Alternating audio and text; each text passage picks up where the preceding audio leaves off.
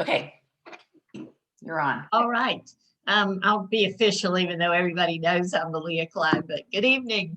I'm Malia Klein, president of Mecklenburg Audubon. Welcome to our May membership meeting.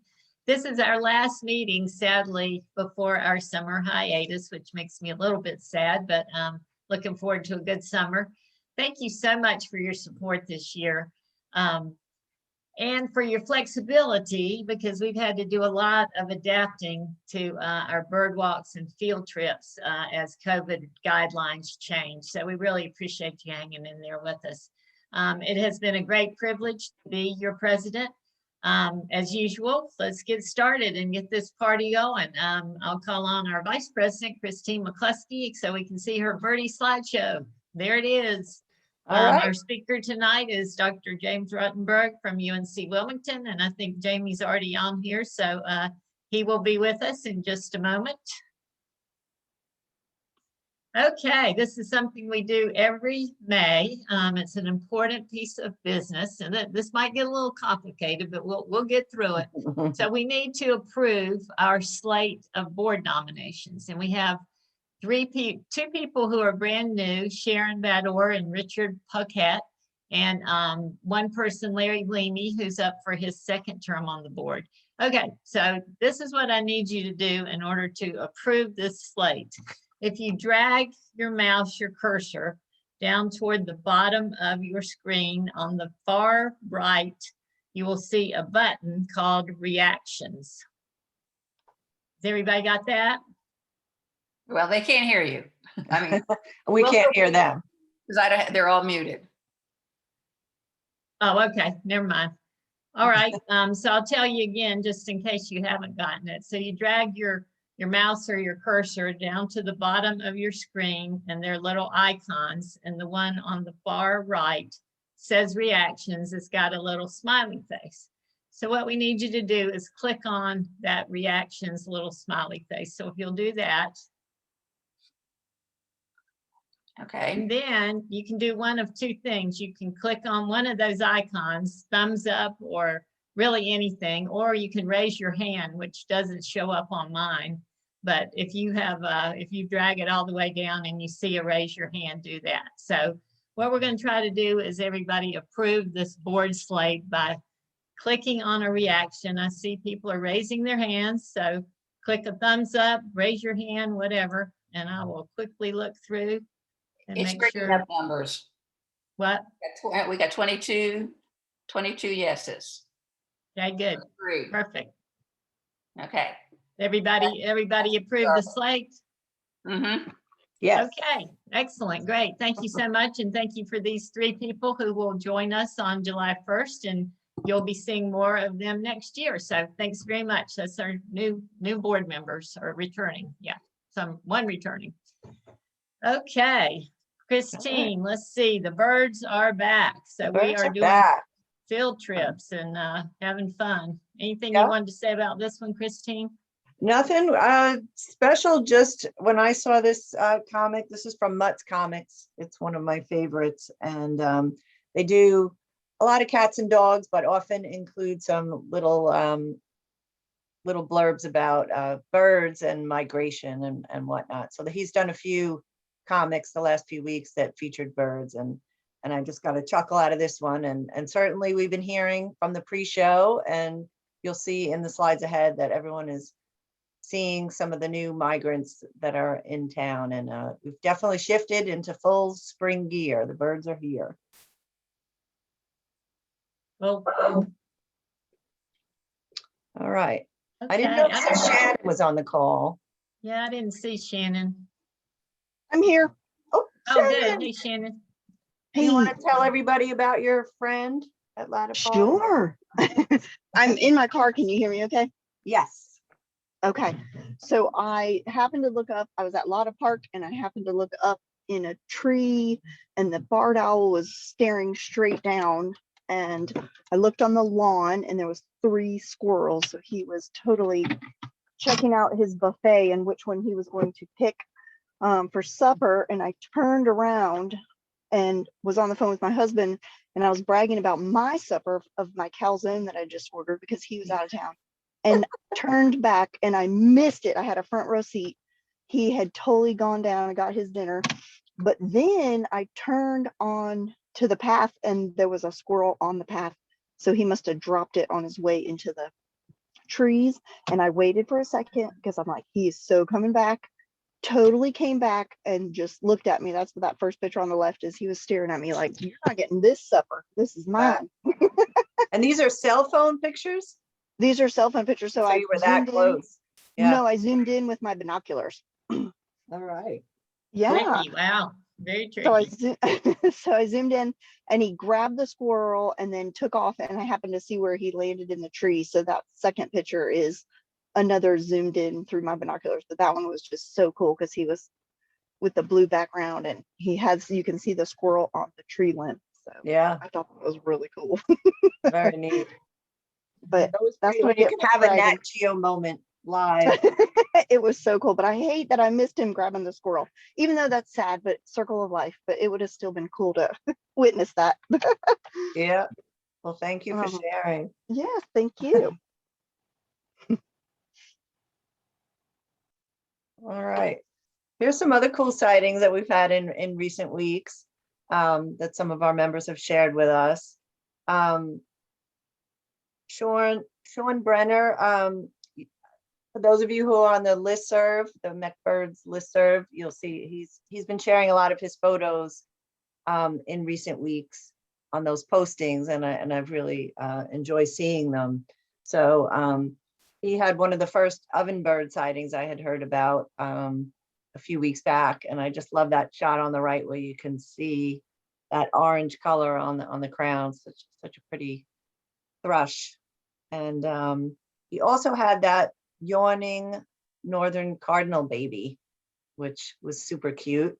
It wasn't begging. He said it looked like it was getting sleepy and actually yawning. And then Gretchen sent in this picture. Oh, I wrote 438. That wouldn't be correct. It would be 28th. But she had a really cool, it's a beautiful shot of a grasshopper sparrow down in South Carolina. Those birds often, they sound like bugs. They have like a really high pitched kind of buzz. It sounds more like an insect. And my views of them are usually very fleeting and in high grasses. So this is a wonderful shot. I didn't really appreciate those colors, that pop of rusty orange and that yellow on the wing. Pretty cool. Keep going.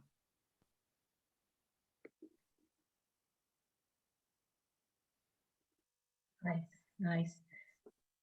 These are other great cool sightings from people that I know. I know Jeannie McCoy is on the call, and she's the one who had the Bullock's Oriole at her house forever. So those are beautiful shots, Jeannie, really nice. Those are gorgeous. And also have Steve up there with the green hair, and I love that one.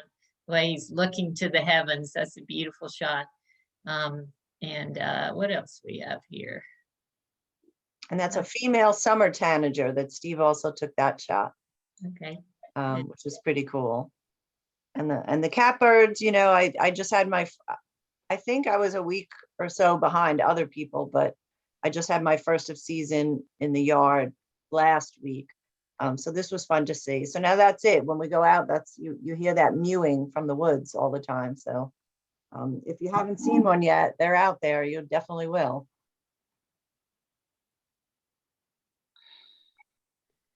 All right. Okay, this is one of our new board members that we just voted on a minute ago. Richard is a fabulous photographer, and just looking at all these 5 birds just makes me happy. The prothonotary warbler, blue-gray gnatcatcher, indigo bunting, pileated woodpecker, and northern parula. They're just gorgeous. I love the backgrounds. Anything you want to say about these, Christine? Nothing. I mean, we could do a few slides of Richard's stuff. He really posts some amazing things, and just beautiful. Just the lighting on all these and seeing the new birds that are coming into town. And if anybody hasn't seen a prothonotary warbler yet or wants to get a better look at them, they're they are definitely breeding in down by Johnson Road on 4 Mile Creek, over between Pikes and the Johnson Road parking area on the Greenway. We have those nest boxes that we helped upgrade recently, and they're getting used. So it's fantastic to know that they're right here. And that's Yeah, probably good job. one of the big reasons one of my favorite things since moving to North Carolina from New York has definitely been the prothonotary warbler. My Northeastern friends are very jealous of that bird. And that picture really epitomizes why. I mean, it's just a stunner. Yeah, that's gorgeous. What else we got? All right. Oh, wow, more barred owls. Look at all More this barred fabulous. owls. Yeah. Fabulous. Again, Steve Jenkins is an extraordinary photographer, and I think he caught that barred owl in every pose you can imagine. I love the ones with the wings outstretched on the lower left. It almost looks like paddles off of a kayak, doesn't it? Yeah. Very cool. This is our mama barred owl in our yard in a bird bath that my wife installed shortly ago. Yeah, that's fantastic. I mean, you really to have this right in your backyard, and Yeah, how lucky are we? very, Yeah, very fantastic. lucky. Very you, cool. Steve. Thank Nice you. job. Okay, coming up this Saturday is Global Big Day, and we've got a couple of things going on. First of all, is a contest. The mass member who sees the most species within our membership area wins a nest box. And there's also a scavenger hunt.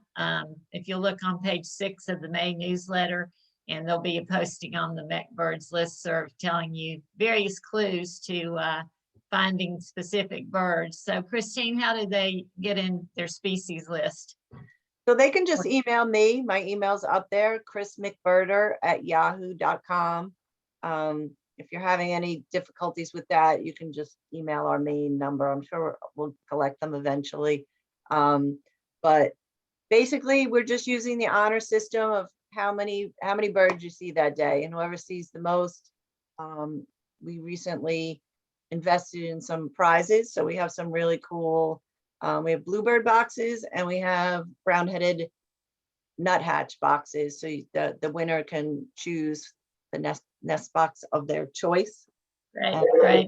Judy's going to keep track of the scavenger hunt and get that information out. So you can do either of those or both of those, or whatever you do. It's just a good day to get out. It's good for citizen science, and they love to see all around the world if they can keep breaking. Every year they seem to break records of how many hundreds of thousands of lists get submitted on the Global Big Day. It's an international event, so we hope you guys will participate.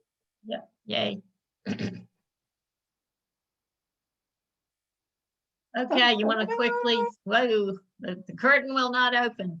You want to just quickly overview these? Sure. Somebody has, the first place lead in the overall leaders has changed recently, right, Christine? Yeah, although I did just hear Strummer say that he had a big warbler day in his yard. So those aren't recorded yet.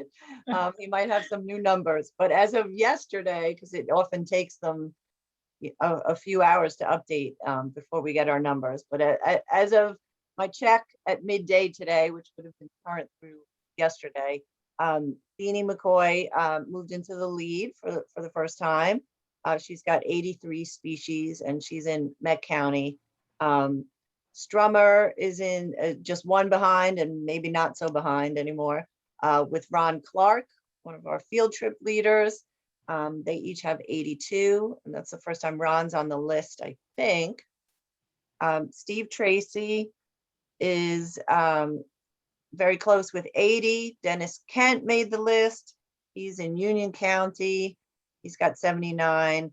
And Gretchen is hanging in there. She's always been towards the top there. She's doing really well in York County. So you can see the leaders below. I see Steve's been, I know he was out of town a bit earlier, but his numbers are inching up too. So he must have had a little more time in his yard. So it's nice to see new names and the names shifting around, and the numbers ticking up now that we're into migration season. We should see another big jump, I think, in the next few weeks. And Sounds Melissa good. sent that nice picture of the scarlet tanager. That's from her yard in Gaston County, her first scarlet tanager of the year. Very nice, very nice. So, Strummer just put in the chat that he now has 85. So There you go. there you go. Yay, Strummer. Smart. Set the high bar. Always changing. Jeannie better get back out there tomorrow. Okay.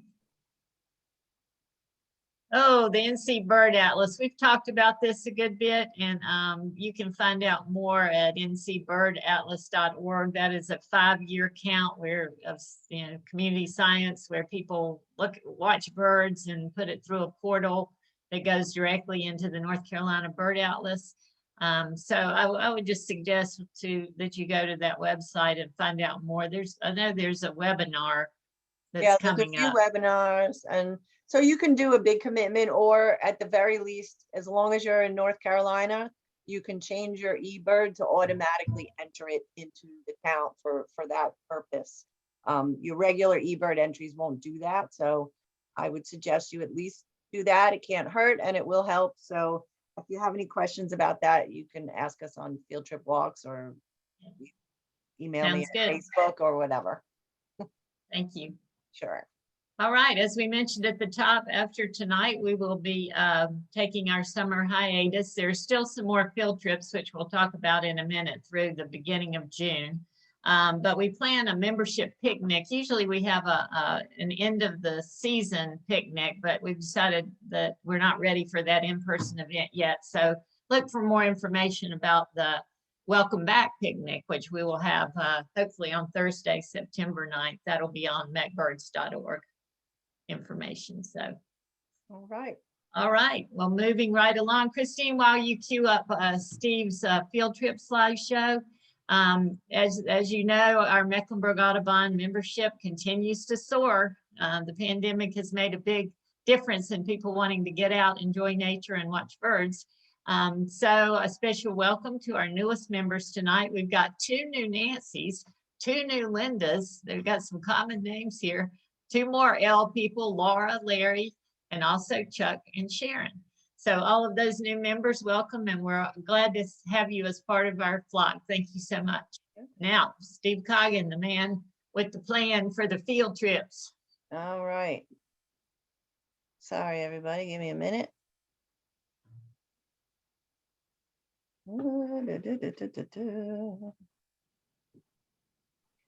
Oh my gosh. Sorry, everybody, I'm in New York on my one little screen, so it's taking me a little longer to set things up. All right, thank you. There it comes, Christine. Okay. Thanks, Great. Christine. As Malia said, we've had a really challenging year to do walks because we were shut down several times and there have been changing rules, but I feel like we've had a very successful year. We have a few left before our year ends. There's one on Saturday at Ribbon Walk that's full, and we have 3 next week. Why does it do that? Sorry. Including one out of town one up to the Boone area on the Blue Ridge Parkway that Judy's leading. And then Ron Clark is going to take people down to South Carolina to the Ace Basin. That's a really good trip. I've been on that before and highly recommend that if you can make it. And that's all we have scheduled so far. But if things come up, we'll put the word out for you and let you know. All right. Sorry about that. No Maybe problem. next year I'll get it right in terms of not letting that advance without my help. We also wanted to thank the folks that led our walks and trips. They were Chris Bowling, Lon Clark, me, Wayne Covington, Marcia Howden, Jeff Lemons, Martina Nostrand, Taylor Peepoff, Jeff Turner, and Judy Walker. And we can't thank Judy Walker and Ron Clark enough because they are stalwarts and lead multiple walks, sometimes multiple walks a week. So thanks to everyone who led, thanks to everyone who came on walks, and we're looking for another great year next year. Excellent. Thank you so much, Steve, for all your hard work, you and Judy and Ron and all putting this together. We really appreciate your dedication. Thank you very much. All right, drum roll. Now on to the main, oh, wait a minute. We got one more thing. Sorry.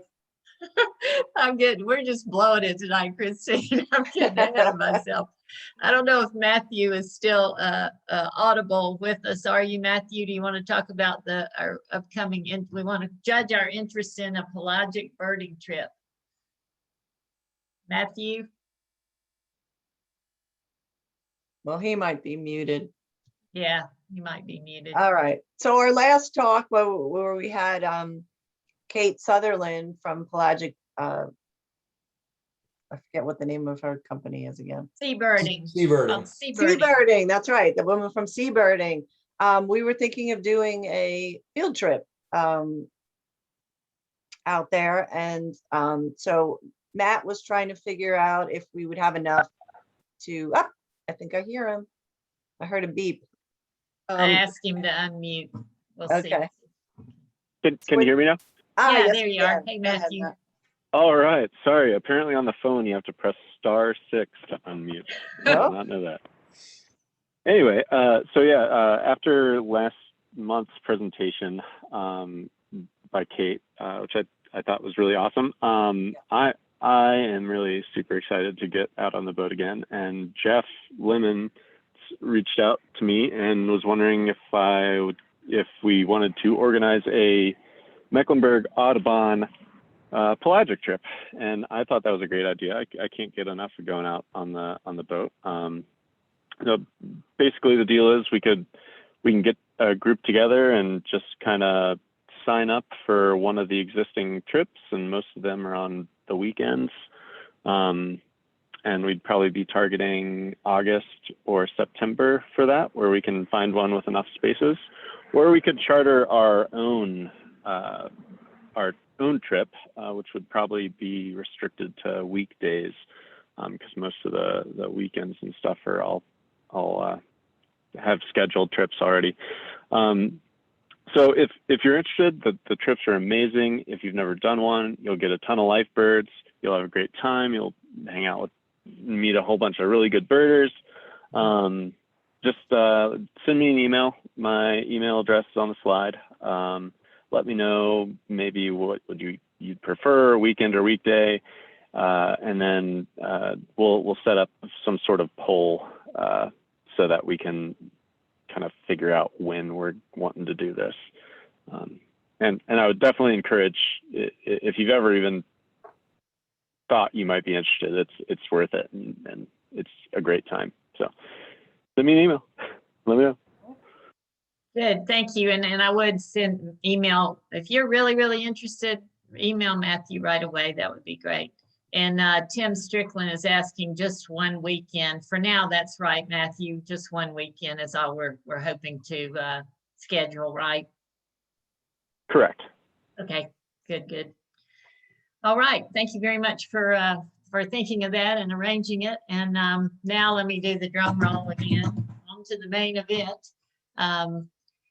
I am proud to introduce our speaker tonight. Jamie is an environmental ecologist in the Department of Environmental Sciences at UNC Wilmington.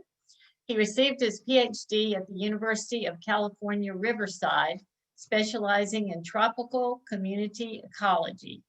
Jamie has worked and lived in Guatemala and the Yucatan of Mexico, and now carries out research in Belize, as well as North and South Carolina. So we're very fortunate to have him working in our state.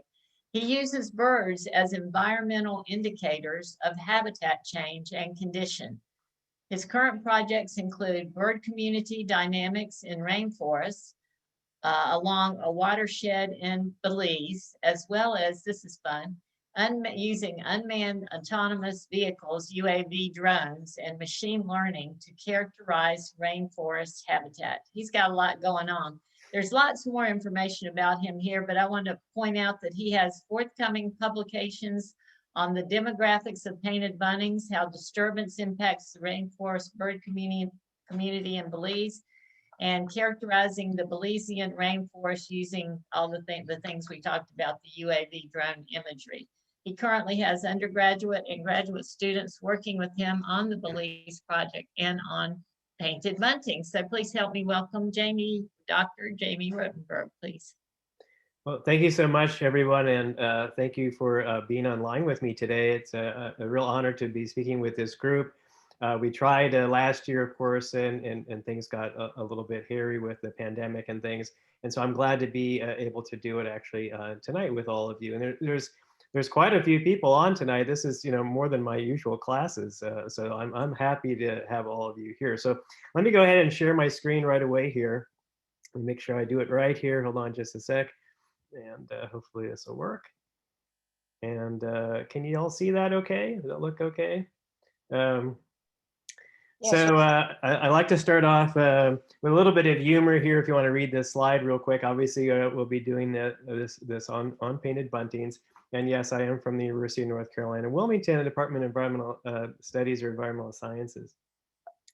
And let's see if I can move it ahead here just a sec. There we go. And really what I want to talk about this evening is kind of the status of our project that we had, and that's this Painted Bunting Observer Team project, or fondly known actually as PBOT, for PBOT, Painted Bunting Observer Team. And maybe you were a PBOT, I don't know if you were or not, and hopefully you were someone who might have been one of our citizen science volunteers. Notice this is a project for North and South Carolina, that's what it originally was for, but we actually moved into Florida too. Not too much in Georgia, but we did quite a bit, obviously, in North Carolina and South Carolina. All right, moving right along here. I always like to just briefly talk about other interests of mine. As you just heard, I do a lot of work in the rainforest in Belize right now. And one of the other things I actually am working on right now, we've just begun this idea of birds in chocolate forests. I'm sure a lot of you have heard about shade-grown coffee and birds, and it's good for birds. Well, there's actually shade-grown chocolate now too. So that's something I'm being involved with, a restoration project down in the rainforest there. And the other thing I've done, I guess my claim to fame really is this idea that we actually found the very first record of a harpy eagle nest in Belize when they were thought to be extinct.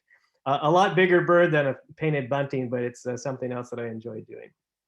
Anyway, back to Painted Buntings. I've got a lot of photos of Painted Buntings, don't worry. And we'll talk a lot about the project. So just a little outline. I usually like to do a little outline for what my talks are. So we'll talk a little bit about the background and history of the project.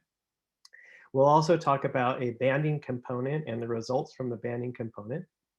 We'll talk about citizen science, because I know you're all interested in citizen science, it sounds like. I was glad to see that you were interested in participating in the Atlas project. I've been actually participating in the planning of that. I'm on the science committee, so that's a good thing. So that's always good. And then future analyses and a little bit of conclusion about painted buntings in our state and in South Carolina too. I hear there's some South Carolinians on the call here too.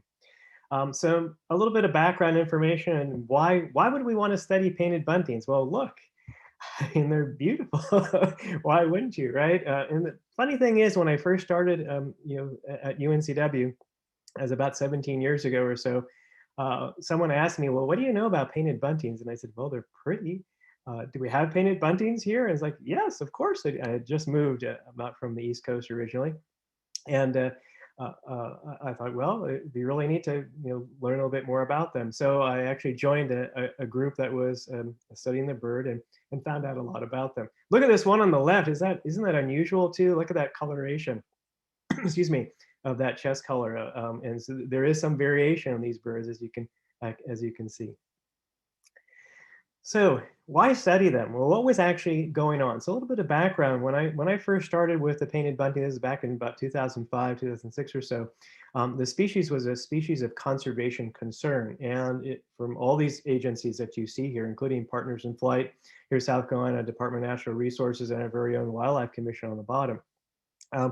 But what was going on was that their populations were in decline, so much so that, again, they're a species of conservation concern.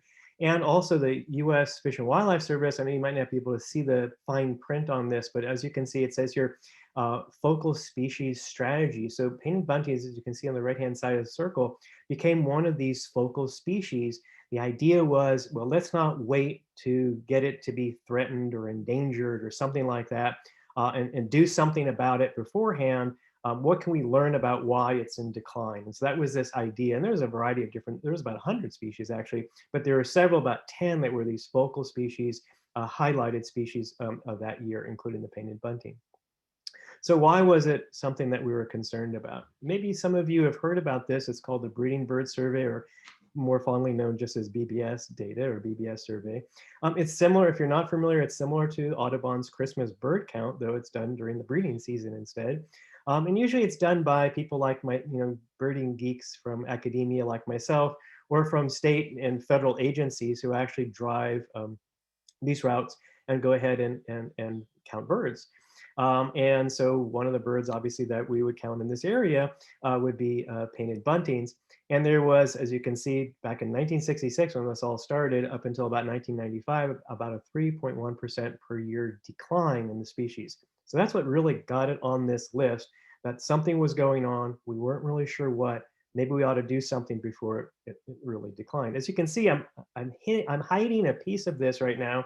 And that's because as we had some later data, actually from 1995 to 2000, the folks at Pelagic started to analyze more data. But actually, the bird was going back. It was doing better with actually almost a 4% per year increase. So again, here I was on tap to do some work with this bird. Why is it fluctuating so much?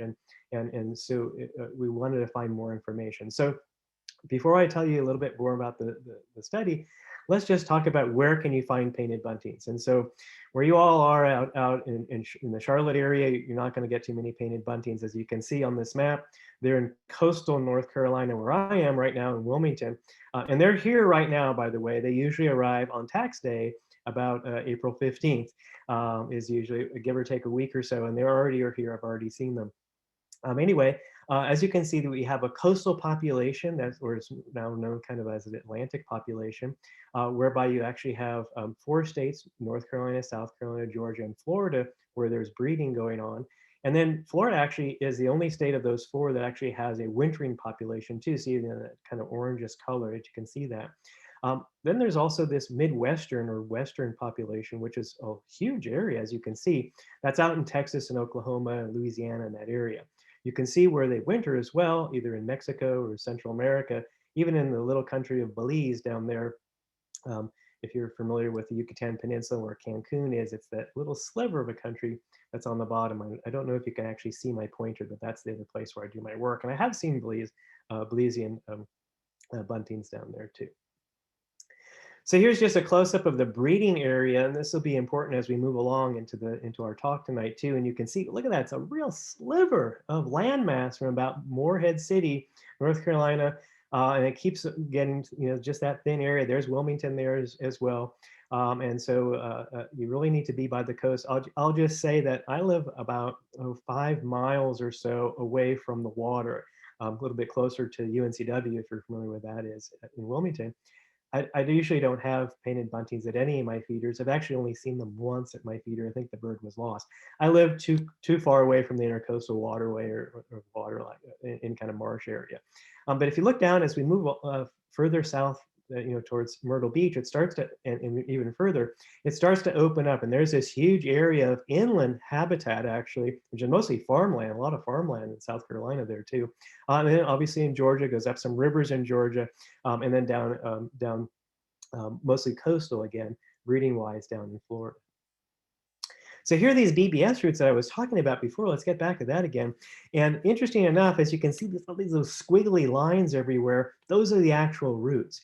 And these routes have not pretty much changed for years. People, we really want to, try to keep them up and whatnot. Sometimes different people do them and whatnot, but they've been doing this over and over and over for years. They're still done to this day. I've even done a few of them myself too. But as you can see, when I just showed you too, one thing that's really interesting, especially in North Carolina, where's painted buntings? They're on the coast. Do you see these squiggly lines near the coast? Not a whole lot. So, wow, the way this BBS data was actually analyzing the bird, we felt that maybe, well, the analysis wasn't really telling us the full story. The population estimates maybe just weren't telling us the full story. We might have needed to do something else. And so basically the Painted Bunting Observer Team project was born back in 2006. It evolved out of something called the Eastern Painted Bunting Working Group, which I was a member of. All the 4 states, like I was saying before, both Carolinas, Georgia, and Florida were represented mostly by people who were in state government, those government agencies, and obviously the U.S. Fish and Wildlife Service, USFWS there, as well had a major participation, as well as USGS biologists as well. And so what was PBOT, or what was this Painted Bunting? What were the components? Well, we had a backyard observer, the PBOT volunteer. We couldn't have done the project actually without citizen science help. And I'll talk a lot about that as we go along. I'll talk about, again, the banding project went from 2006 to 12.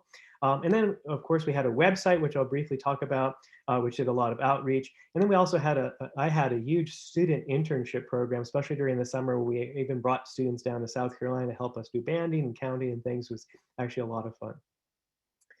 So back to my outline again here. That's what the next thing I want to talk about is the banding component and results. So what's a banding study? Well, here's a bird. This is my hand, and that's a little painted bunting, basically with its jewelry on, is what we usually said. We would put on 4 different bands, 2 on each leg. That metal one, maybe some of you have seen this before. That's a USGS band from Patuxent. The bird banding lab, it has numbers on it and everything. So if you recapture a bird and you're only putting that on, you can always just read the numbers, which of course I don't see too well anymore, but they're quite small. However, the color bands are for resighting. So let's say you don't capture the bird, could you resight the bird? And that was the whole idea behind the citizen science project of this. Painted buntings love feeders, and they'll go to feeders readily. And so we asked a lot of folks to basically look for painted buntings and monitor painted buntings at their feeders with us. I will just say too, in this photo, since I'm talking mostly North Carolinians, I put this photo on as well. That split band that you see is a North Carolina bird. That means we banded it here in the state. The South Carolina colors were different. And the purpose of that was if this bird was actually seen in South Carolina or parts south, in Florida or wherever, they could report back at least and tell us, well, I saw this, I think a split band, and it was red and yellow. We said, well, you just saw a North Carolina bird that we banded. So that was very helpful for this study as well. So, how do you go about designing these kinds of things? A lot of people ask me. I've done a lot of talks about this project and things, and my students always ask me this too, especially when I teach graduate students. How do you go about starting from scratch, figuring out to do a study? And so I will say here, as it says here, you use the scientific method. And I know probably, this is something that I tell my students, it's something you learn about in eighth grade, 10th grade science class. Do we scientists actually use it? Yes, we do. And so everyone still uses it. You make observations. You ask some research questions, then you design the study, and so on and so forth. And of course, you make hypotheses, and of course, you either prove or disprove your hypothesis, if you will, in the end. And then, of course, that leads to more questions. So, of course, you have to do more research. Isn't that right, everybody? But that's what keeps us all going, and is so actually, for me, is actually so interesting. So what were our questions in this study? Here are some questions that we were interested in. Obviously, the first one here is, why are painted buntings declining? And then, of course, going back up again. But why were they declining for such a long time? What was maybe the cause? Next thing, can we estimate survivorship of the population? Can we estimate the population size? And can we estimate anything called site fidelity? I'll just explain that for a second.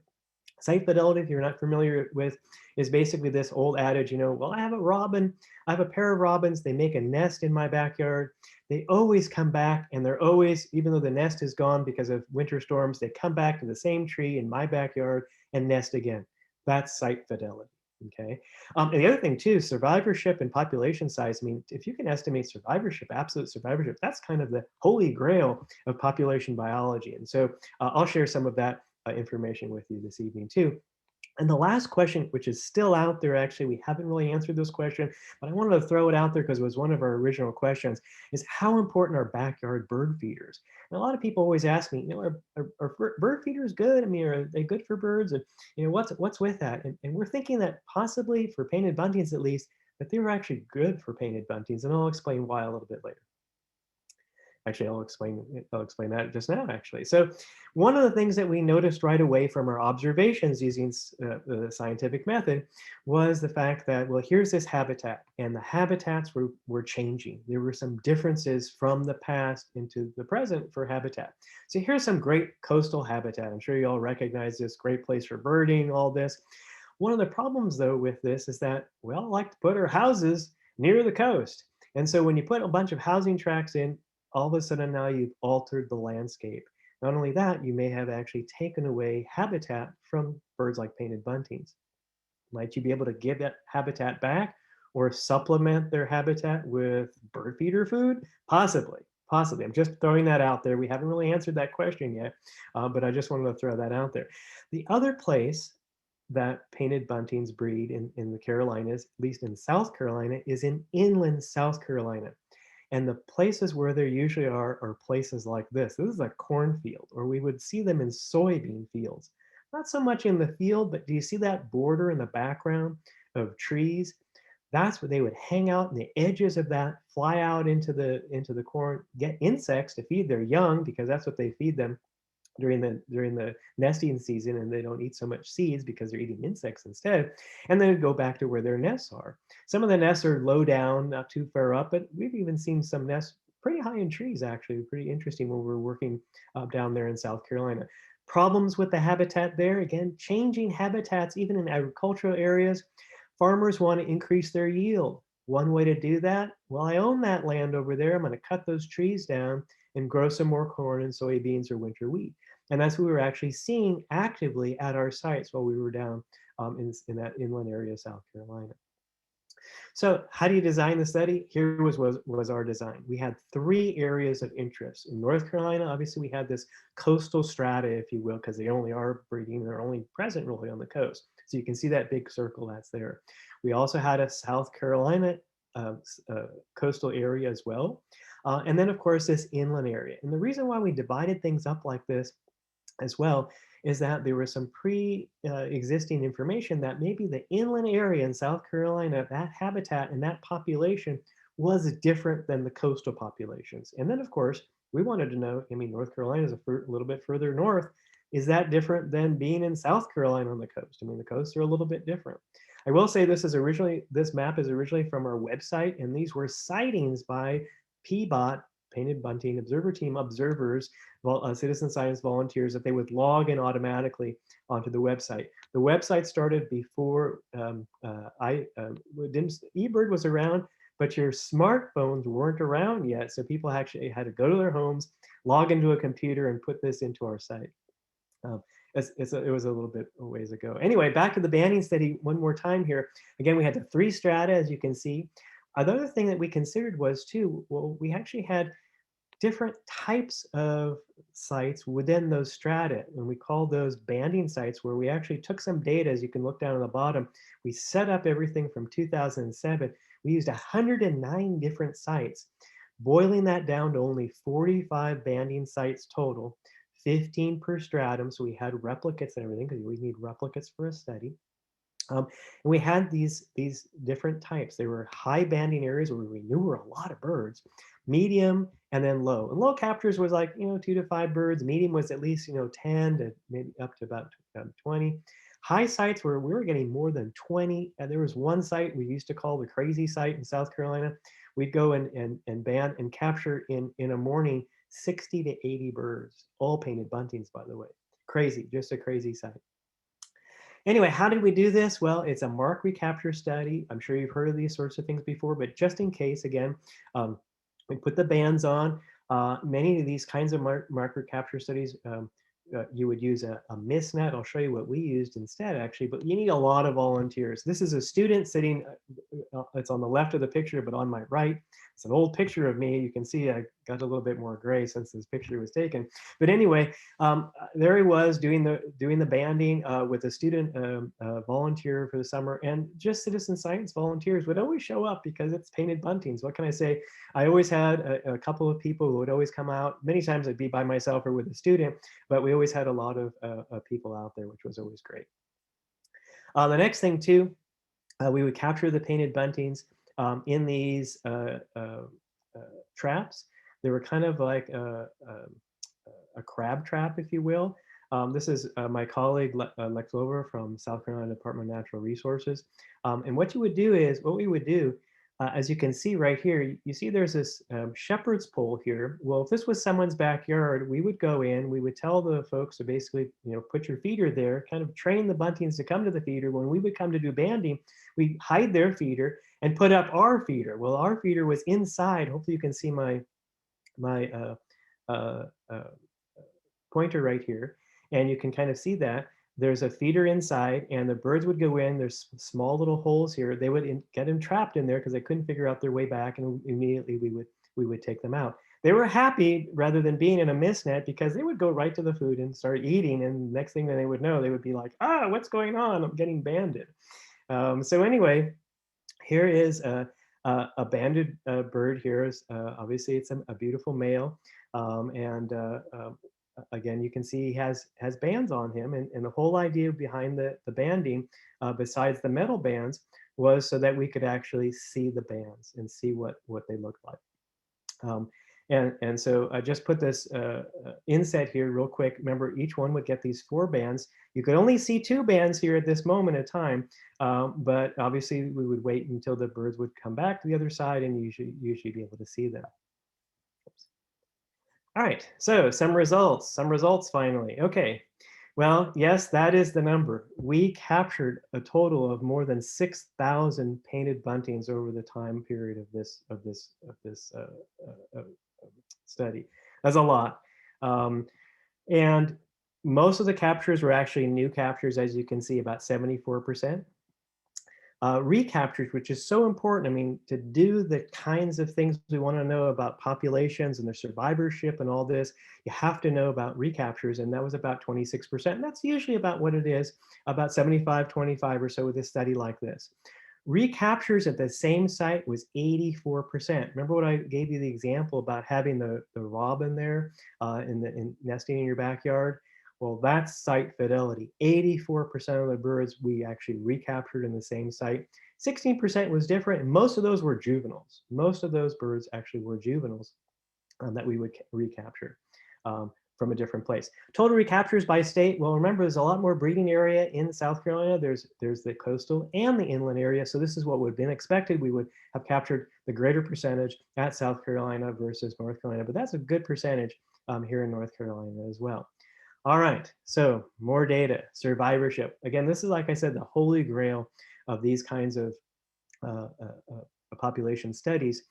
And we've got it split up here into adults, as you can see in the blue. The greenish color are juveniles. And you've got coastal North Carolina all the way to the left, coastal South Carolina in the middle, and inland South Carolina up the right-hand side. I will just tell you that usually for survivorship, for any kind of passerine songbird, survivorship estimates for most species are about 50%. And I know these are in percentage. I know it says 0.56, but that is a percentage. Coastal North Carolina is doing well. It's above that 50% mark, and we're happy to see that coastal North Carolina birds are above that 50% mark, and that's a really good thing. For the juvenile birds, juveniles always don't survive as much as adults. That's just a typical thing. And having about half their survivorship is what you would estimate.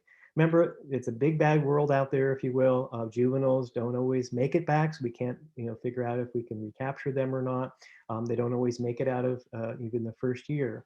And so it's like I said, there's a lot of things going on for juveniles. And so you would always hypothesize, even in this or hypothesis, that juveniles would be less. Coastal South Carolina too, there is that 50% mark basically, and about 20-25% or so doing pretty well. But what we're really worried about, it gets a little sad face over here, is inland South Carolina, especially the juveniles. But even the adults are under 50%, and the juveniles are not doing well at all. And so we're very, very concerned about that. Again, like I said, as was said at the beginning, we hope to publish these data, hopefully maybe by the end of the summer or so, so it's out there and people know about it. Other information too about annual population estimates. You can see this is just every year from 2007 to 2012, basically. And you can see their populations fluctuate. They go up and down. The adults are in blue on the top. The bottom one is the green on the bottom. And you can see that they just fluctuate. There is basically a per site average of about 60 adults and 22 juveniles. People always ask me, how many actually you think are out there? Again, this is sort of an algorithm kind of thinking about, well, how many birds would be in a particular area around a banding site within, say, 5-kilometer radius or 2-kilometer radius, something like that. And so are you going to have 60 adults in one place? No, not necessarily. Again, this is just an estimate, an average from all of our sites put together around the Carolinas. So why are we seeing these kinds of data? What might be the information that we could gain for, or what would explain these patterns, I guess is what I'm trying to say. And one of the things that you can also look at is a different kind of a calculation from the data, is to look at growth rates of population. And this is just a rule of thumb up here that I've listed on the slide. If the growth rate after you've calculated is greater than 1, then the population is actually growing. If it's less than 1, then it's declining. And so I've added an arrow over here. You can see this graph that we've got. And basically I've got this arrow showing 1, and here's our coastal North Carolina, coastal South Carolina, inland South Carolina. And coastal North Carolina doing well again with a different kind of a measurement looking at growth rate. The population is growing. Coastal South Carolina is just a little under 1. I'm not that concerned about that. These bars here are what known as, quote, error bars. And so there is a little bit of an error here as well. And so potentially it could be actually, in another picture of time, if you will, could also be above 1 for coastal South Carolina. Inland South Carolina, again, I'm not going to put a sad face here, but we are concerned the growth rate is declining. And even though this error bar is large, it's also as large going south in this direction too. So potentially this might be another time and place as well, could be even less. So we are concerned about inland South Carolina birds. So the next thing I want to talk about just briefly here is a little bit about citizen science component and results. Oh, wait a second, wait a moment, I've got something going on. I'll let you read that just for a sec. So yes, I've been teaching now for about 1.5 years on Zoom, and I do have this dog. She's not actually with me right now because I wasn't sure if she was going to bark or what was going to happen, but she has interrupted me a number of times during my teaching, and I thought, well, I wouldn't have her interrupt me this evening. I decided to put her in the show instead. And she suggests a very good suggestion about, well, what about their song and what they eat, and why don't we take a little break from all those data? So we'll go ahead and do that now for just a second. Whoops. And let's talk about their song. And here's a beautiful photo. And I've got some photo credits at the end, which I'll share at the end. But here's a male and a female. Male on the left, obviously, and a female. And the song is great. Hopefully you've heard of Painted Bunting song. Usually when I give this in person, I would play the song on my phone or something like that, and kind of walk around the room and let everybody hear it. It's actually a very delicate song. You can hear it online yourself. I won't do it tonight because I'm not sure if it'll actually play or whatever. But please listen to it. Have a chance to look at it and listen to it. There's a variety of different places. Just put Painted Bunting song and it'll come up. One thing that always interesting to me is, though, about this song is that it kind of sounds almost like a house finch song. Well, obviously it sounds like very similar to indigo bunting, yes, which you're probably all familiar with, which is great. But it kind of almost sounds like a house finch song a little bit without the zeet at the end. So it's a very, very delicate song. It's really nice. One thing that people always ask me, so the females, do they sing? The answer is no. Only the males sing. Only the males sing. Now you might be saying to yourself, well, I've seen a green bird sing. So, Dr. Jamie, you're not telling us the truth. I am telling you the truth. you are actually looking at a second year male who is still green and is singing. So I'll say that again. You are looking at a second year male who is not mature enough to look like the individual on the left, because that happens in your third year if you're a painted bunting. And second years can sing. And we have documented at least 2 cases of green males mated with a green bird that is definitely a female out there in the wilds. And so it does happen, but not too often. So let me just give you a brief little thing. If a bird is here and hatches out of a nest here, let's say in the Wilmington area, it'll look maybe not quite as bright as this beautiful female here. It'll be a little bit more dull looking, but it'll stay green and it will fly down to Cuba or Belize or Southern Florida and winter down there. Then next year, when it comes back up here, if it's a male, of course, it will be green just like this female that you're looking at. Of course, the female won't change. It'll look just like this green. And that's what we would call sort of in the bird banding world, if you will, to a second year bird. Then that bird, before it actually starts to go down south somewhere again, you'll actually maybe see if you come out here to Wilmington in like late August, September, and if you're lucky enough to see a painted bunting, you'll see they're actually starting to molt that kind of purplish look to them. And they look kind of funny. They look like almost they have a little bit of a mohawk or something like from the 1980s or something like this. It's kind of funny. And some of the oranges color and red will start to come in, but not a whole lot. And then, of course, they'll fly back down south, come back up in that third year now here in North Carolina, and at which time they'll look like the individual on the left-hand side. Okay, so what do they eat? So here's this male again that I showed earlier too, and what is he staring at? That is white millet. So if you put a feeder up with just white millet from a bird store, that's like whipped cream for buntings. Maybe you have grandkids or whatever, you give them a ice cream sundae with whipped cream, you know what I'm talking about?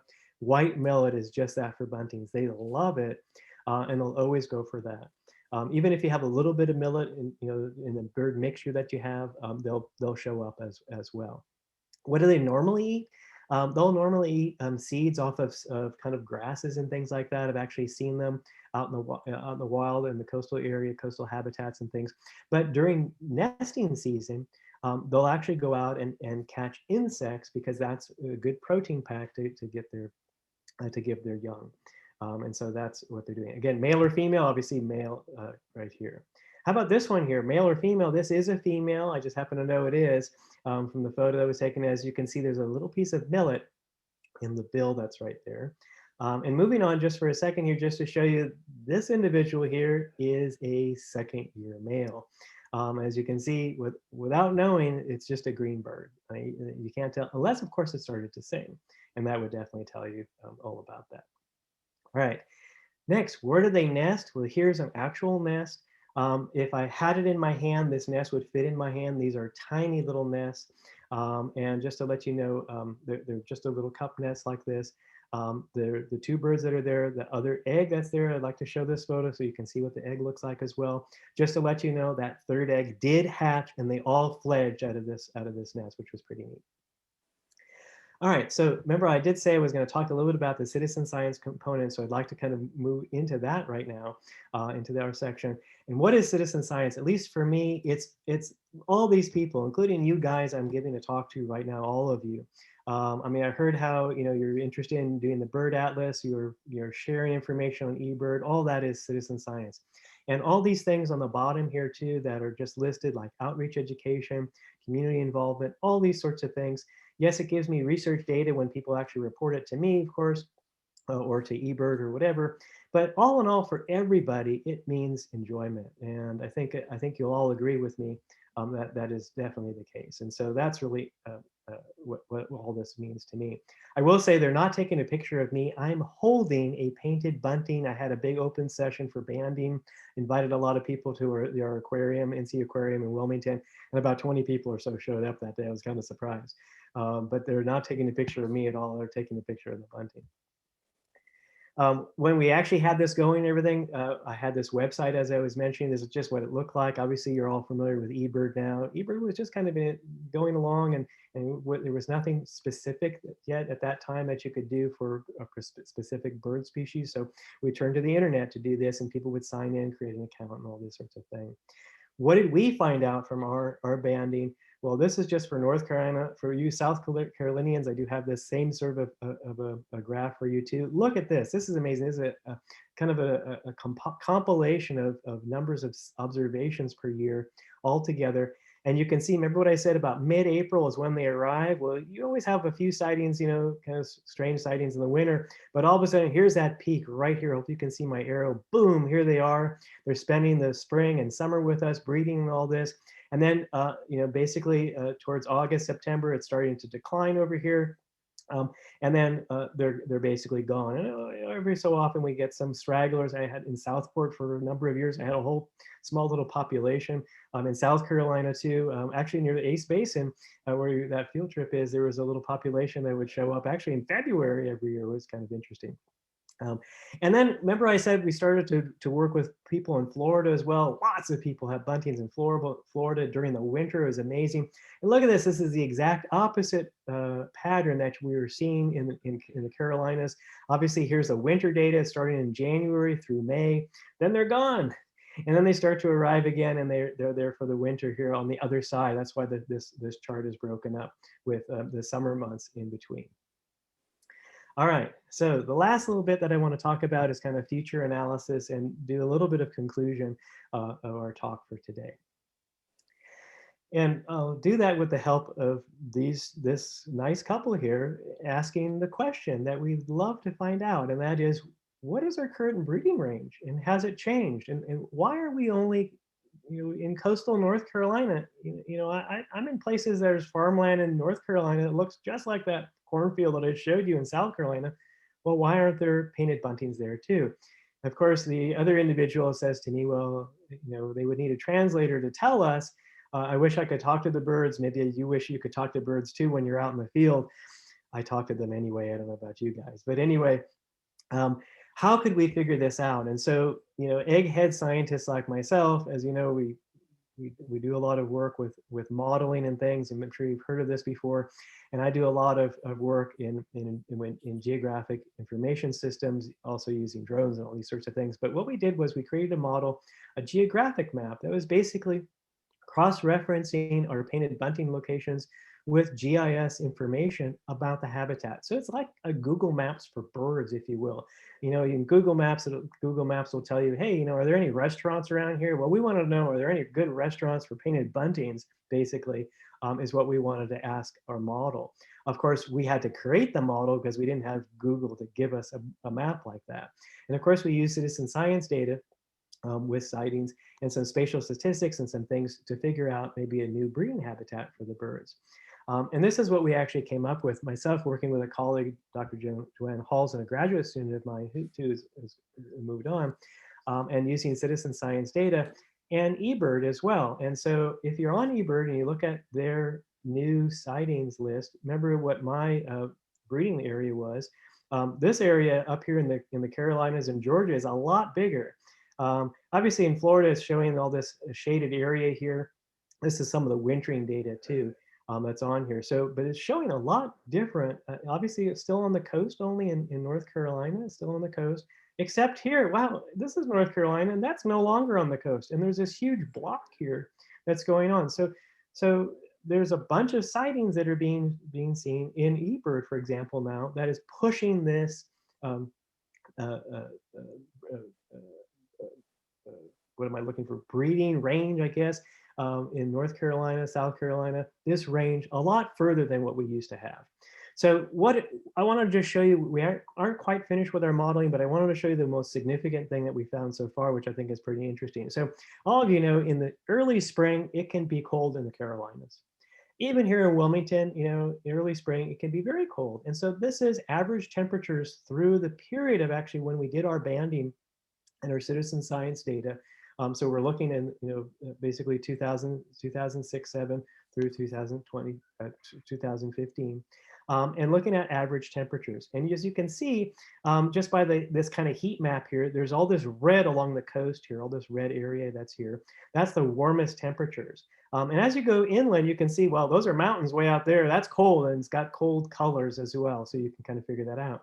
But what I've got circled down here is this area where we think is the most important for painted buntings who are arriving. Remember what I said, in say mid-April or even early April down in South Carolina and Georgia.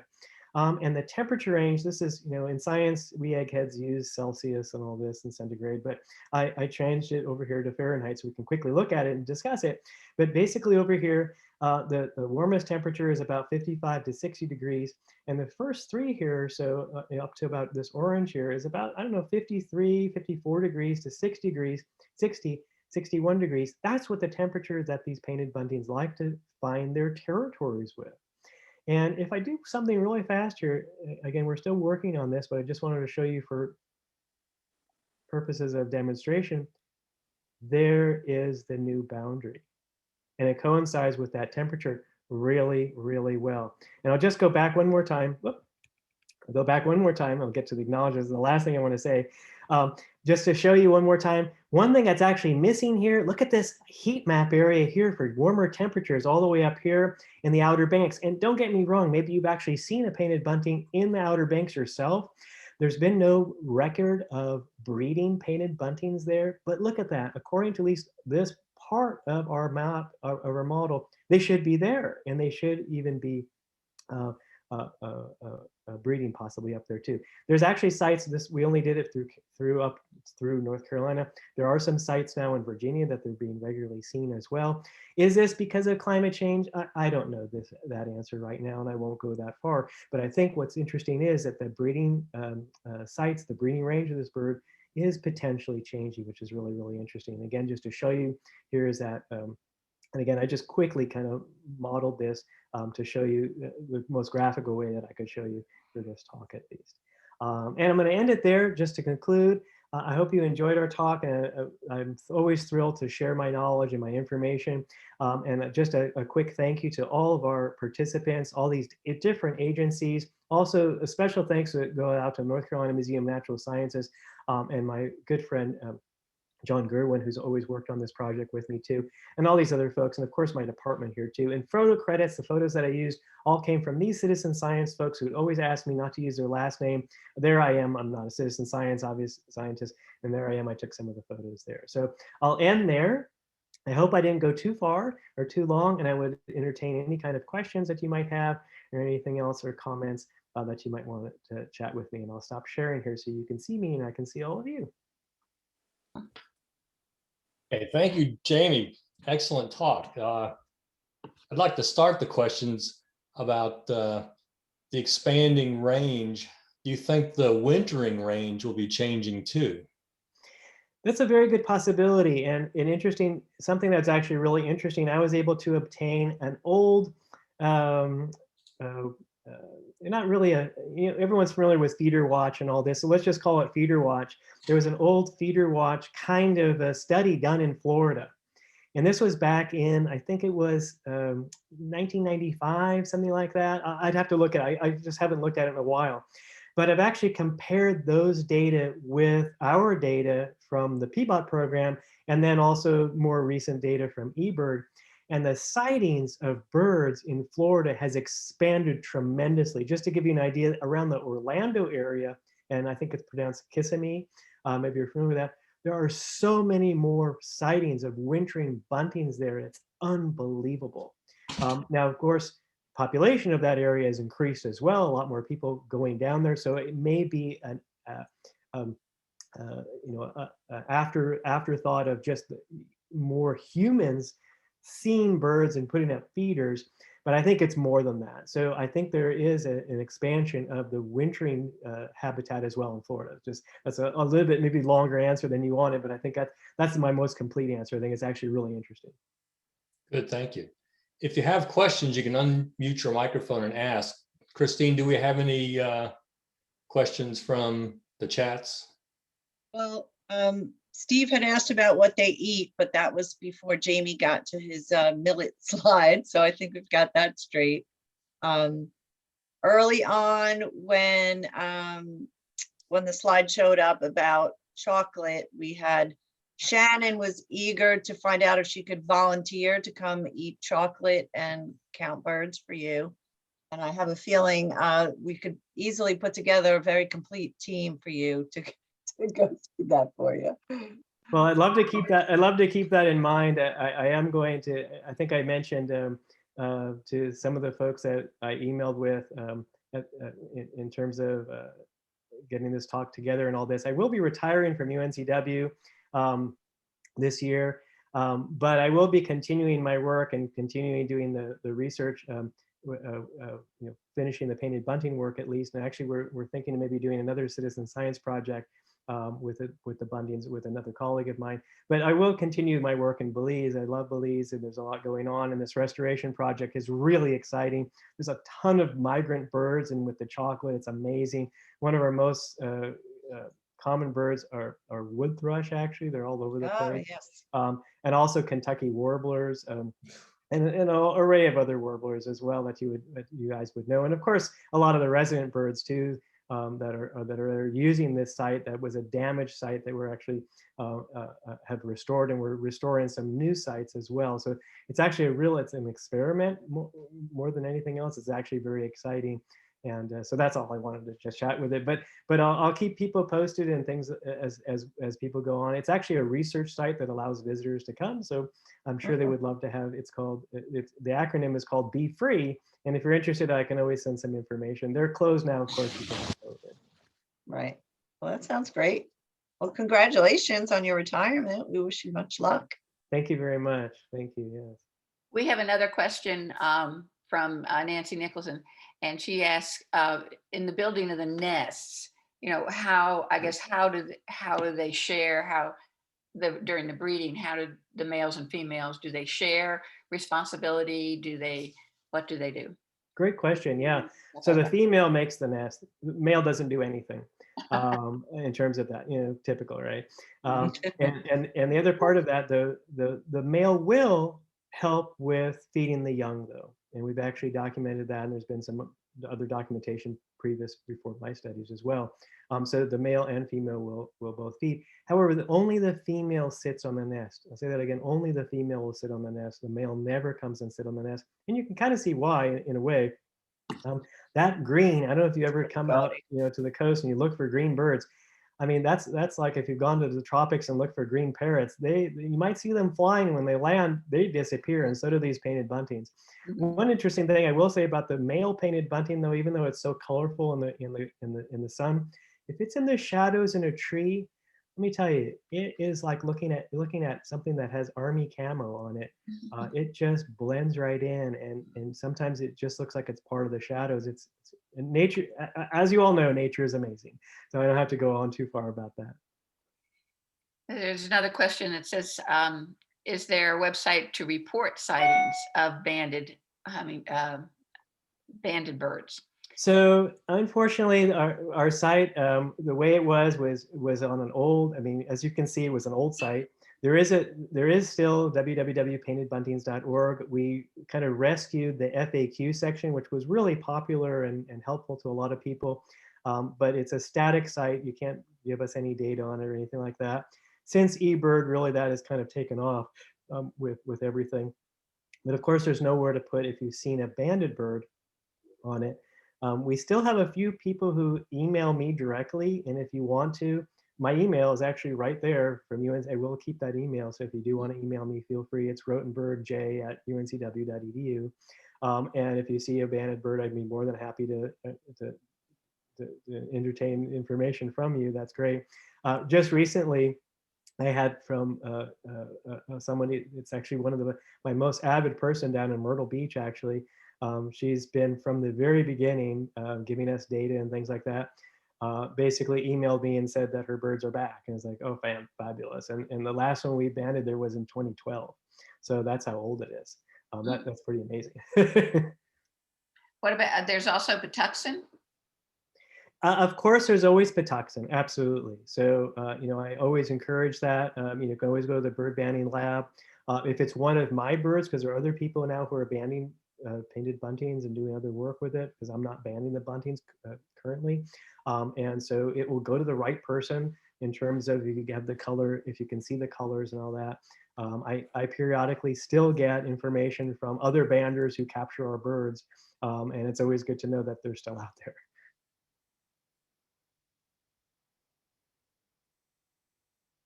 Okay, any more questions?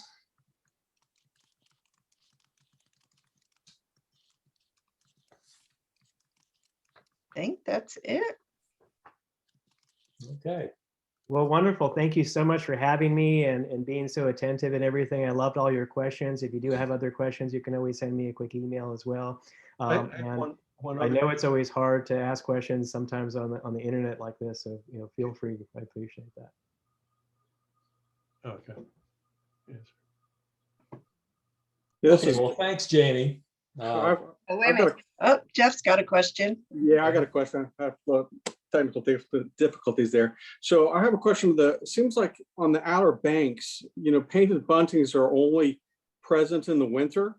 It seems like same thing with like Virginia Beach area, that seems like there's like a population that moves north during the winter. And then once the spring comes around, the summer comes around, all those birds disappear and seem to come back. And also I've noticed that, the only Mecklenburg County sightings are also wintering birds. Mm. Any feedback on what's going on with that population moving north? Yeah, that's a strange thing, and it's hard to explain. But one of those things I think too is that there may have been an individual or a couple of individuals that I actually let me preface that there's kind of two possible explanations. I should say this is number one. A couple of individuals who went kind of the wrong way when they should have been going south, and they ended up there. And again, there is site fidelity in the winter with not only painted buntings, with a lot of birds. The Belize data, that I've been collecting, even on our migrants, that we did a lot of banding down there too. We would recapture birds down there as well. We put geolocators, maybe you've heard of these, with some folks from Canada, and our birds ended up in Indiana and a bunch of other things with wood thrush that I did some work with. And then they came back the next year. It was fabulous. It was really amazing. And so while those birds are going up north, again, maybe they went up that first time and then they keep going there. Like I said, we had a population for a while in Southport only in the winter too, until for whatever reason they disappeared, either they died or something like that. Then also, I don't know if you're familiar with, in South Carolina, there's a site called Botany Bay. You guys know where that is? It's a South Carolina Department of Natural Resources site. Fabulous place to go birding and things. Interesting beach too. It's all eroded, but it's kind of interesting. But buntings show up. That's the place I was saying is kind of near a basin, but not quite. They're there every February, at least. I didn't hear because of COVID, because they were closed. I didn't hear this past year, but in past years they've been there. Literally since I've been doing this banding project and everything. Why they're showing up there instead of, again, maybe those are birds that are flying north from Georgia and they're just ending up there in the wintertime. It's crazy. So that's maybe one reason. Another thing too is, again, there's always climate change. It's, you get a lot of winters that are possibly less cold and not as bad. I know this past winter, for example, here in Wilmington, we had absolutely no snow, no ice. We had very few freezing temperatures, which is, usually we always have a little splattering of snow or an ice storm comes or something like that. We had nothing like that this year. And in past years too, this is getting more and more frequent, or infrequent, I should say, that the winters are just not so harsh. So that may be another reason why these birds are just not leaving. As well, if there's a good food supply, like people are feeding them and things like that, that's maybe a possibility. I don't know if you're familiar with the hummingbirds that are always showing up. You guys are probably familiar with that also during the winter. That may be something that's going on with them as well. Of course, if you are feeding those hummingbirds, make sure that you keep those feeders from freezing. Good question there. Okay, I think we're going to call the meeting to a close, and we want to thank Jamie once again. It was an honor to have you come visit with us, and thanks to you for all the work you've done on behalf of the Painted Buntings. Just a reminder, this meeting has been recorded, and we'll let you know how you can access the recordings. This will be our last meeting. We have a few more field trips, but we're about to shut it down for the summer. So we'll see everyone in the fall. And thank you. Oh, I'd also like to acknowledge a couple of board members who are retiring after this term, Malia Klein and Marcia Howden. So thanks to them too for their great service. Thank you. Okay, I think we're through. Hi, everybody. Bye, Thanks again. everybody. Thank you, Jamie.